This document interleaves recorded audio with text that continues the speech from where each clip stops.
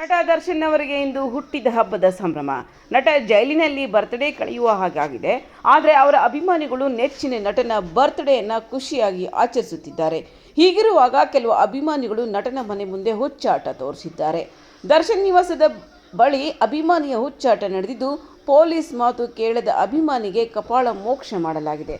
ದರ್ಶನ್ ಮನೆ ಬಳಿ ಹೋಗಲೇಬೇಕು ಎಂದು ಕಿರಿಕಿರಿ ಮಾಡುತ್ತಿದ್ದ ಅಭಿಮಾನಿಯ ಮಿತಿ ಮೀರಿದ ವರ್ತನೆಗೆ ದರ್ಶನ್ ಅಭಿಮಾನಿಗೆ ಪೊಲೀಸರಿಂದ ಕಪಾಳ ಮೋಕ್ಷ ಆಗಿದೆ.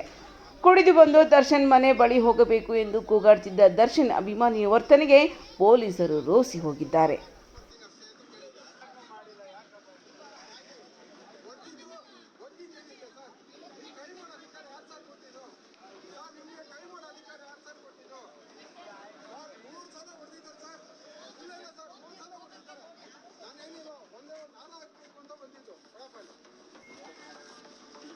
ಒಂದೇ ಒಂದು ಹಾರ ಹಾಕ್ಬೇಕಂತ ಬಂದಿದ್ದಕ್ಕೆ ಈ ಸಾಹೇಬ್ರು 3 ಸಲ ಹೊಡೆದಿದ್ದಾರೆ.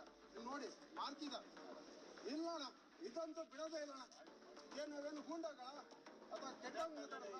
ಏನಾದ್ರು ಮಾಡಿದ್ವಾ, ತಪ್ಪಾಗಿ ಮಾಡಿದ್ವಾ, ಏನಾದ್ರು ಮಾಡಿದ್ವಾ ಹೇಳಿ, ನೀವು ಹೇಳಿ. ಹೊಡೆಯೋಧಿಕಾರ ಯಾರು ಕೊಟ್ಟಿದ್ದು? ನಿಮ್ಗೆ ಯಾರು ಸರ್ ಕೊಟ್ಟಿದ್ದು?